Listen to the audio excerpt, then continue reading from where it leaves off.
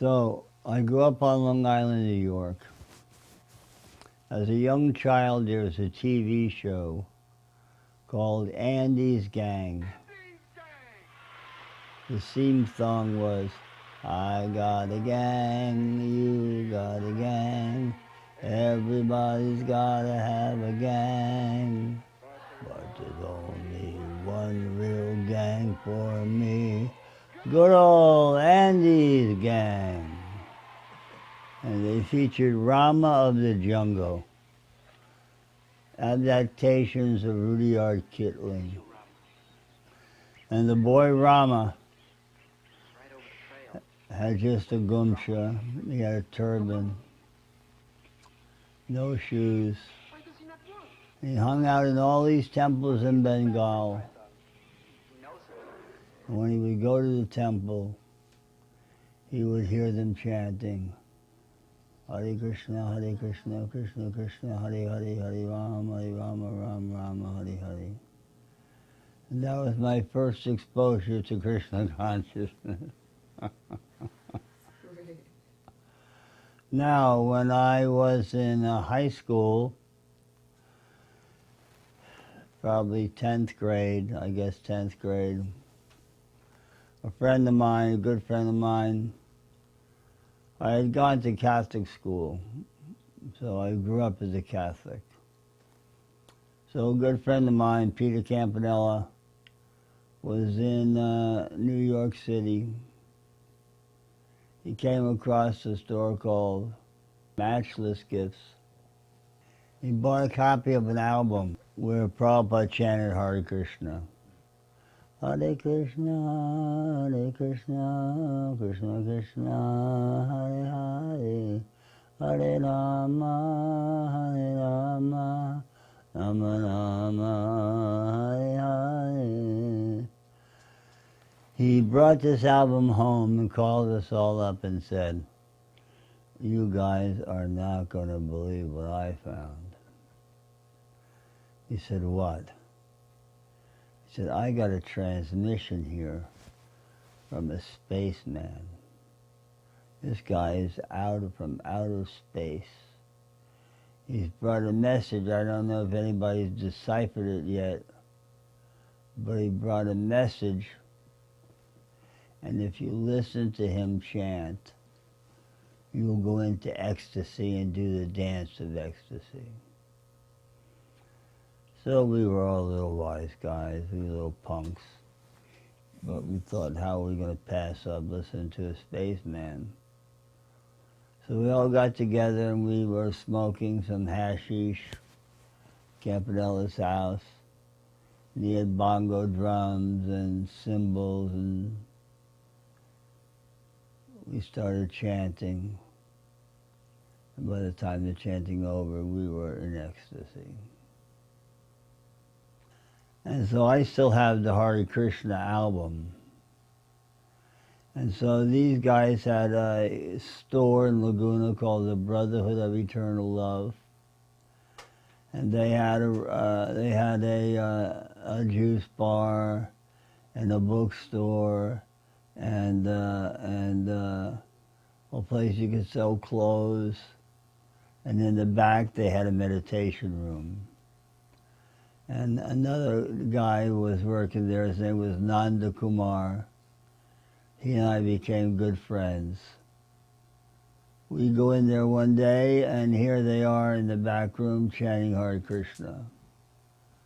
I had no idea anybody even knew about chanting Hare Krishna but us. But we went back in, and Dinanath was there, Tamal Krishna was there. Several other devotees were there. They told us all about the temple and that we had to go. So we decided we'd hitch up to LA and see what the temple was about.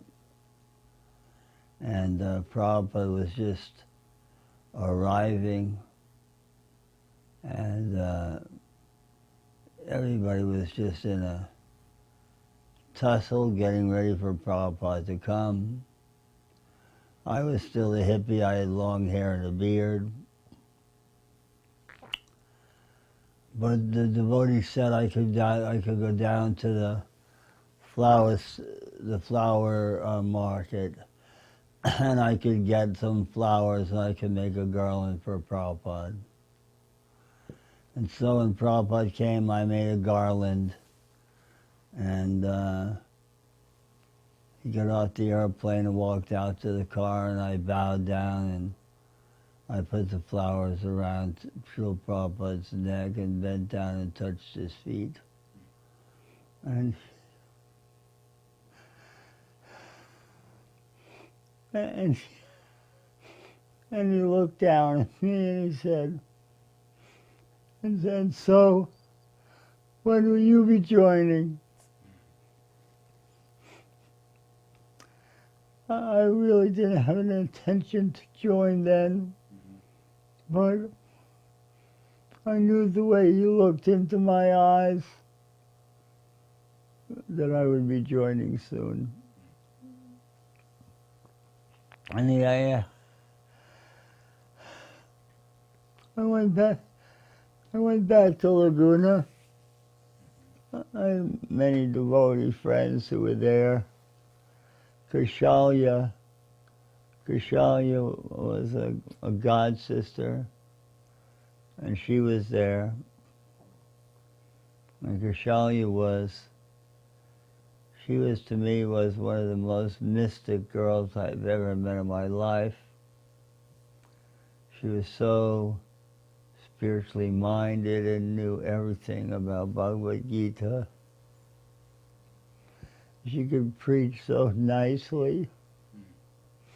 So the whole time I was living in Laguna, I was going down to San Diego to the Self-Realization Fellowship. And all the people that lived there, although they all seemed nice and sincere, they had hairdos like my mother did, you know, coming home from the beauty parlor, you know. And they just did not have the vibration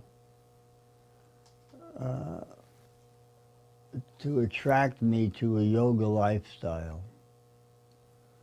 Whereas when I came to the temple, all the devotees were full of life. And you could tell that there was something happening in them. They were exuberant with devotional sentiment, almost intoxicating to be around them.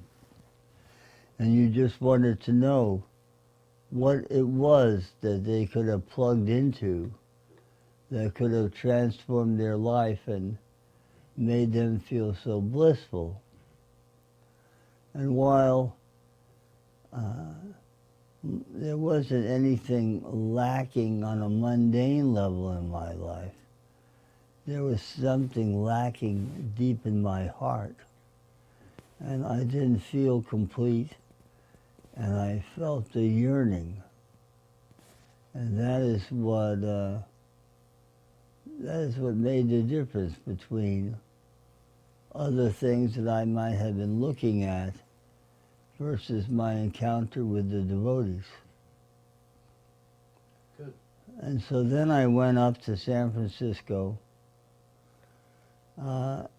made the transaction, met with Bob Rubahan, went down to the temple, and went up to attend Arti. Hansaduta was doing kirtan, and Hansaduta was just an ecstatic kirtan leader. And I fell in love with Hansaduta immediately. I accepted him as my elder god brother.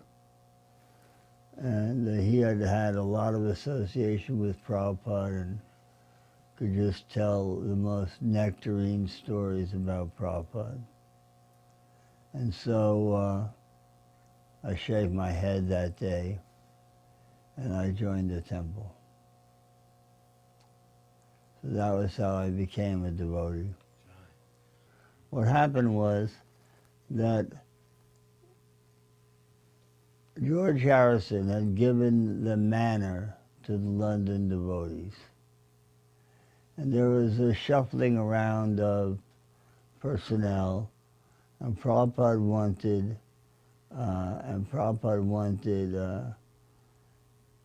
Considine and Himavati to go to San Francisco. But the Berkeley Temple was so new, there were no initiated devotees in the Berkeley Temple. So Prabhupada said, is there anyone suitable? And Considine said, yes, there's this one boy, Bhaktabil, he would be okay. And so Prabhupada said, all right, send him down and get him initiated. And so I flew down with a couple of, I think, 4 other devotees. My wife, I believe Lochan and Hardayananda, and we all got initiated. And at the initiation, Prabhupada explained that my devotee name was Bahulasva. And he described that Bahulasva was a king, and he was a great devotee of Krishna. And he was renowned for having many horses. And he said, you have always had many horses, and always will have many horses. And therefore, I give you this name, Many Horses. And I grew up, my family raised and trained horses. And all through my adult life, I've had horses. And even now, as I'm approaching the end of my life, I still have one horse. That showed me that Prabhupada was no ordinary person in my life, and that there were numerous instances when Prabhupada read my mind, where I would go in to see Srila Prabhupada, and I've been fretting about something or been in anxiety, and Prabhupada said, so, Bahulasva, you've been thinking this? And he would know exactly what I had been thinking. And then I would say, yes, Srila Prabhupada. And then he said, have you worked out the solution? And I would say, no, Srila Prabhupada. And then he would say, then I recommend you do this. Well, what can you say, right? Who can do that to you, you know? And so then what shortly happened, and this was a giant boon for me. This was a boon. And I do not want to present this in a way to glorify myself. Because it was all Prabhupada's grace. And I just happened to be in the right place at the right time. So I had no college education. I did not even think of myself as an intellectual person. And here I was a temple president of Berkeley Temple. And for some reason, one day, this gentleman came to the temple on Durant, and he was Dr. Stilson Judah. And he was the head of the Berkeley Theological Seminary. And he told me he wanted to compile a book about Krishna consciousness, and specifically what makes a person become a devotee. And so I told him I'd ask Prabhupada if I could get permission. And Prabhupada said, yes, give him permission. And so this began a 2-year project where we put together questionnaires about background, what were your thoughts like before, and so on and so forth. And we submitted it to Srila Prabhupada, and he was very pleased with it. And Dr. Judah went ahead and published this book. And he derived great notoriety for doing this book. It was the first of its kind. And he derived great notoriety and became very intimate with Srila Prabhupada. And because of my contact, like a liaison between him, every time Prabhupada wanted to see Dr. Judah, he would invite me down. On one of these walks with Dr. Judah, Srila Prabhupada was explaining that the way to become Krishna conscious is through the practice of devotional service, of sadhana. And that if you don't practice getting up in the morning, going to arti, chanting, shravanam, kirtanam, all the various ways to practice devotional service, then there's no question of you becoming Krishna conscious. You can't become Krishna conscious without engaging in the activities of devotional service. And so I made some kind of comment, some kind of foolish comment came out of my mouth about the importance of this or that. And Srila Prabhupada turned around and told me that he had been explaining this to me for 100 lifetimes. And all the devotees went, oh, as if that was a compliment, that Prabhupada had to come back 100 times to save me from ignorance. But Prabhupada actually meant, at least I took it in a way, that this is how foolish you are, that after 100 lifetimes you're still not getting the message that Krishna consciousness has to be practiced. Can you say it like that? Any statistics that nobody has? Maybe we have not seen him or has seen God. That is quite possible because we have not scrutinizingly studied all the men of the world. Yes. Then how you can say nobody has seen? You have not seen the man who has seen him. So the man He will not admit his fault. He will accuse others. Nobody has seen God. Why? You may not have seen, but why you say nobody has seen? You have not seen that person who has seen God. Therefore you say like that. So those people who wrote the Bible did not see God.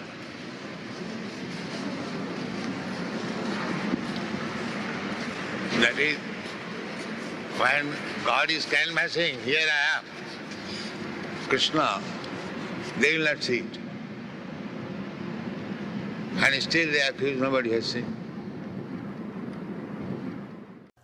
Now there's a few quick incidences, but before I would jump to them, I would note that my dearest godbrother and friend, who passed away just a few years ago, Dharma Jaksha, had joined the movement.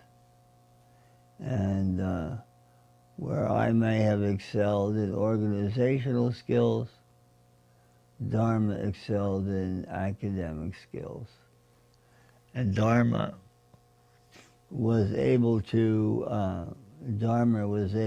take the entire university curriculum and decipher it so that we could have a class not just in religious studies, but a class in archaeology, in Hindu sociology. And so where I had a robust college program, lecturing once or twice a week, Dharma, with his brilliance, turned that into, you'd go to the university, you'd do 3 or 4 lectures at a time.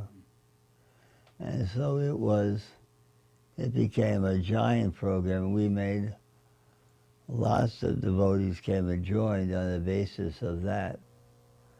And so the next professor I got to meet was Dr. Theodore Roszak.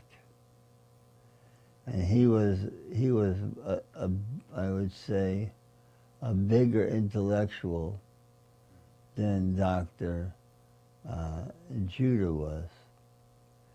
And he wanted to write a book, The Making of the Counterculture. And so Dr. Judah introduced him to me, and I flew down to LA and introduced him to Prabhupada. And somehow or other I became the liaison person between the professors and Prabhupada. Okay, so Dr. Roszak and Dr. Judah had different slants, okay? Dr. Roszak was the intellectual, and Dr. Judah was more like an administrator. And so those conversations took different twists. And Dr. Roszak, even though he would be sometimes challenging to Prabhupada's view, he was always, always highly respectful of Prabhupada's view. And Prabhupada had different themes that he would discuss with these professors. And one of the themes that he discussed was life comes from life. And so this topic, life comes from life, this topic Dr. Roszak latched onto, okay? And he saw in this a topic that he could actually make a mark in, okay? And he wrote a book called The Voice of the Earth. Now the premise of this book is very deep, and I won't go into it in its full scope, but I've read it 12 times myself. So the idea is this: how did the universe come into being? So let's not approach this with any kind of bias, okay? Let's say that neither of us know how the universe came into being, right? Well, we have all this data, and we're going to try to compile this data and see if we can indeed make some sense out of it. So yes, so this is it here. So, you can see how many times I read it. The cover is coming off.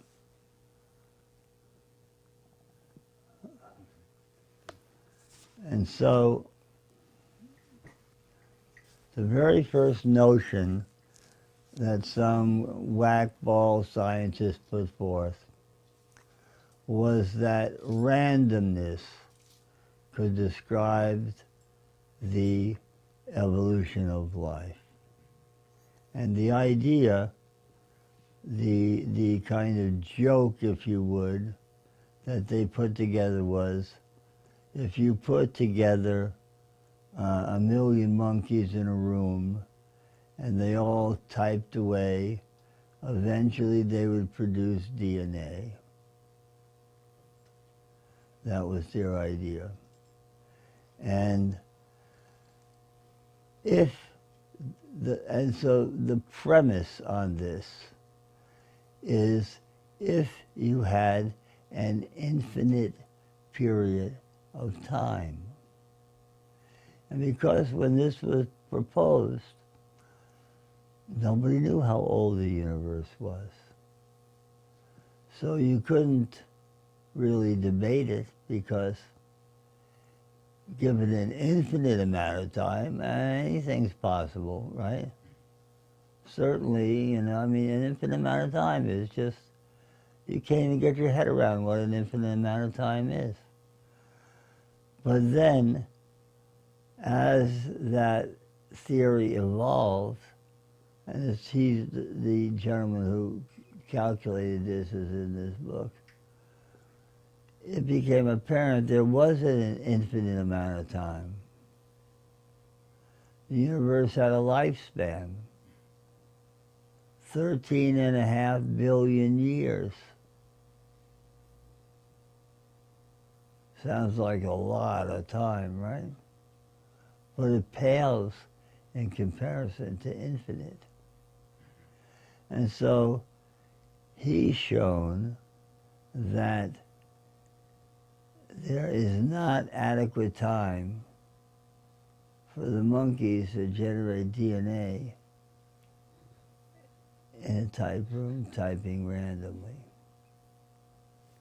So he and Srila Prabhupada, Rozak put that forth and said to Srila Prabhupada, what do you think of this idea now in light of the 13.5 billion years? And I think this was on a morning walk. And Prabhupada said, obviously, that 13 billion and infinite are not the same, and therefore it would be impossible that such a thing could come about. And then Rozak bit into that, and that became, that got published in this book, and that became one of his major lecturing points. One thing that stands out to me on a very intimate note are Rath Yatras. And, San Francisco Temple is New Jagannath Puri. That's what Prabhupada called it from the beginning. All the devotees who have served there for any length of time worship Jagannath in that spirit.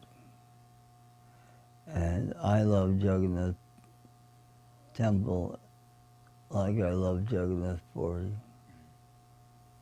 And Srila Prabhupada was coming up to do what was called mantra rock. Now, there really wasn't a big temple there yet, but Allen Ginsberg, who wrote the introduction to Bhagavad-gita, was convinced he could organize a big kirtan. And so, at his own initiative, Allen organized Mantra Rock. And all the famous rock bands of the day played. Janis Joplin played. You just name it, they were there. And it was a giant success. It really gave the feeling that ISKCON was just going to now explode, and the Bay Area was going to be its holding point, and Country Joe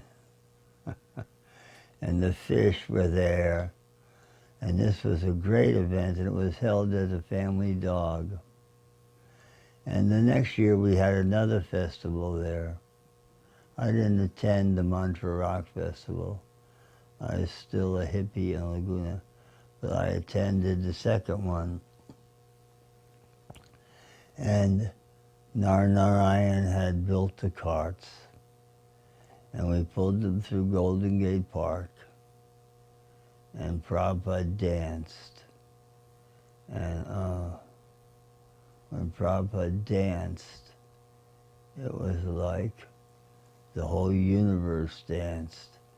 Everyone went into pure ecstasy. It was just magnificent. And when it was over, Madhavisa had rented a vehicle, some kind of a limo, to pick Srila Prabhupada up and take Srila Prabhupada back to the apartment that we had rented for him. And when we got to the car, I was standing behind Madhu. Srila Prabhupada was sitting on the passenger side with his legs on the ground. And Madhavisa was kneeling like this. And he said, "Did you like it, Srila Prabhupada?" And Srila Prabhupada grabbed Madhavisa by the head, rubbed his hands on his head and kissed him, and said, "I loved it, Madhavisa." And that was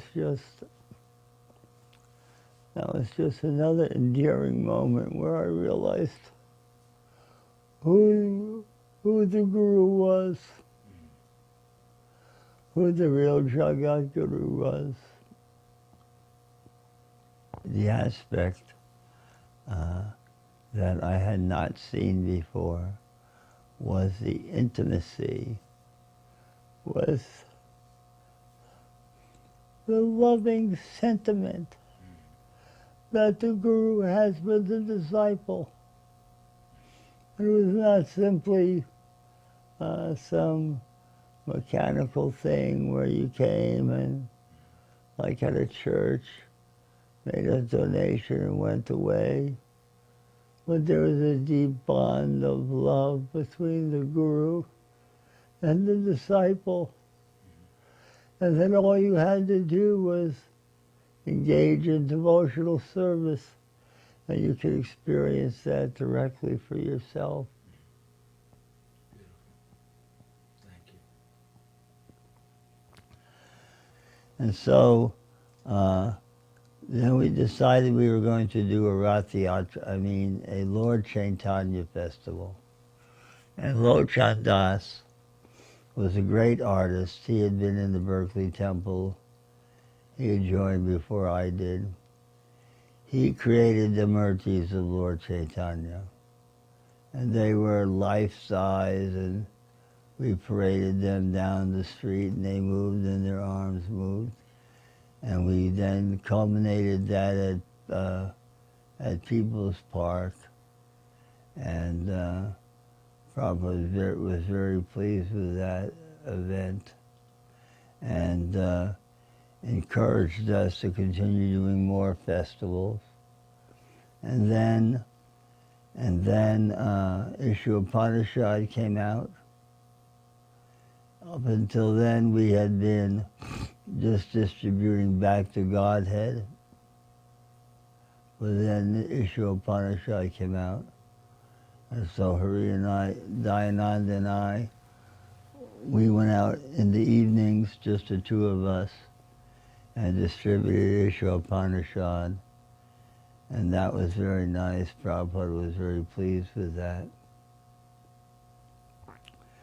And then there was a practice where different devotees would have the opportunity to be Prabhupada's servant for some period of time.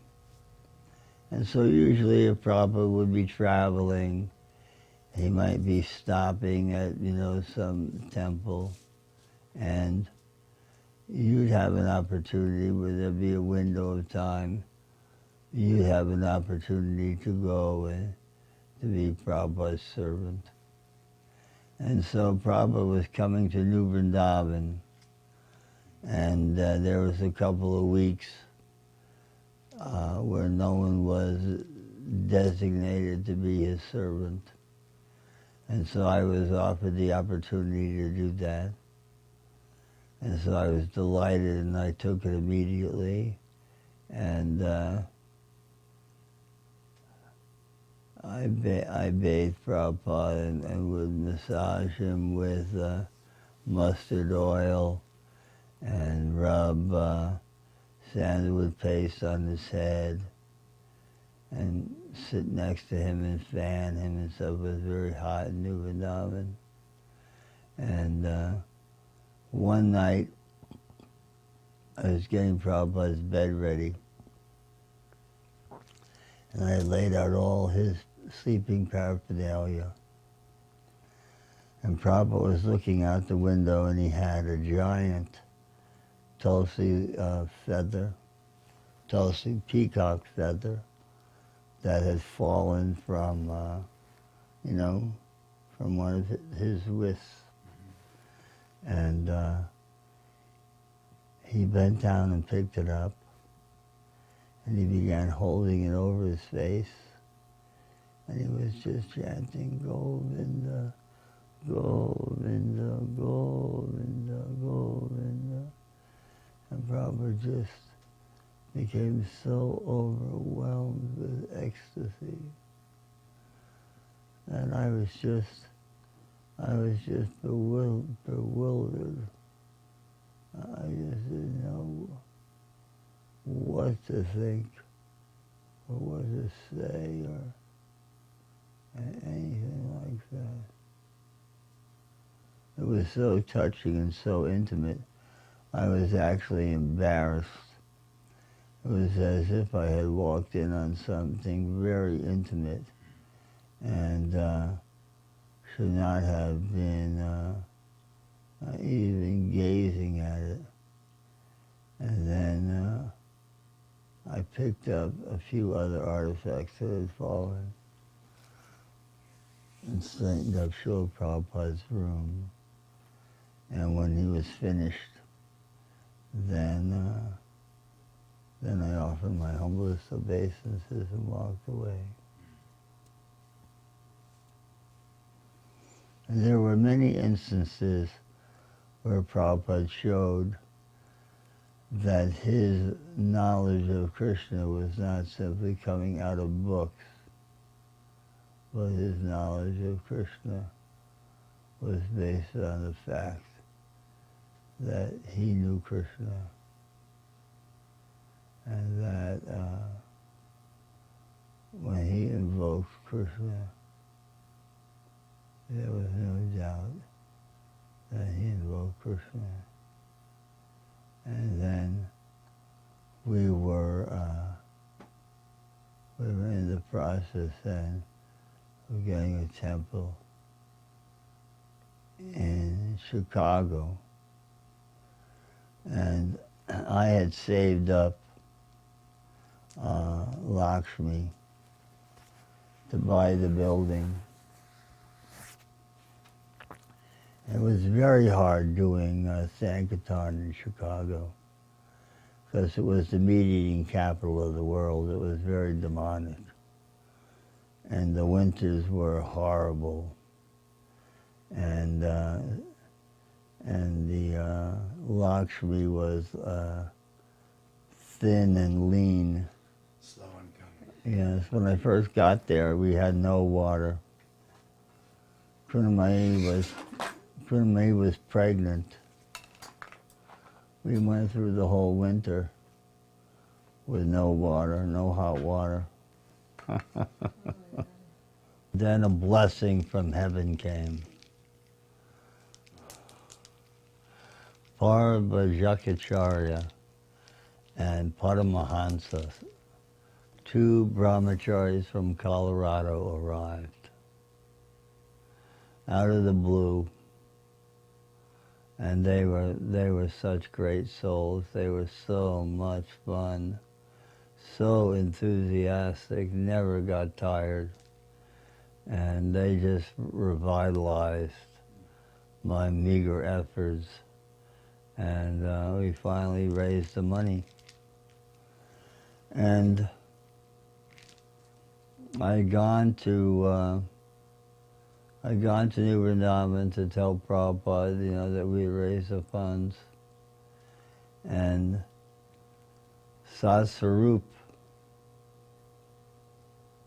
had gone there before me. He was GBC. And he insisted on another building that was a YMCA building. And so he was there for 3 or 4 days telling Prabhupada how great that building was. But in my mind, it was nothing but a headache.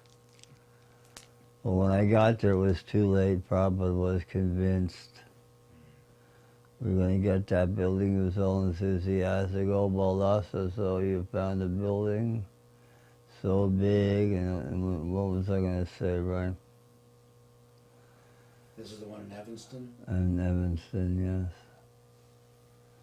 So we got that building, but I was always looking for an opportunity to get out of there as quickly as I could. And then finally Chitsukananda had gone to Mexico City, and Prabhupada said he needed help, and we were friends. And so Chitsu kindly invited me there. And then Prabhupada came to Mexico City. Oh my God, you could not have believed that, man. It was the Pope coming to Mexico City. The Mexican people are so devoted, you know. It just blossoms from their heart. And their reception to Srila Prabhupada was just amazing, just amazing. And many, many mayors of towns and countyships and stuff, right, wanted Prabhupada to come and speak. The Q&As were not really philosophically profound as much as they were love of God directed. I think that's what stood out mostly. There weren't doubters, you know. There weren't, oh, why do you know? There wasn't any of that. They saw Prabhupada, you know. They saw who he was. They knew who he was. And it was just more take shelter at Prabhupada's lotus feet and that kind of just loving devotion. Well, the most attractive quality, the most undeniable quality is unalloyed devotion. This I have never seen in another human being, okay? Never seen anything like it. Real love of God. And there have been, due to my false ego, there have been little tweaks and things here where I might have got puffed up and had some ego difference, between how this could be or that could be philosophically. They don't amount to anything. They don't even come close to the devotional sentiment that you encounter when you see Srila Prabhupada and when you render service to Srila Prabhupada. I want to offer my humblest obeisances to my God brothers and God sisters who I've had the good fortune to know and to serve Srila Prabhupada in this life. Thank you all, Prabhus and Prabhujis. All glories to Prabhupada, all glories to Lord Chaitanya. Haribol. Je anilo Premadana Koruna Prachu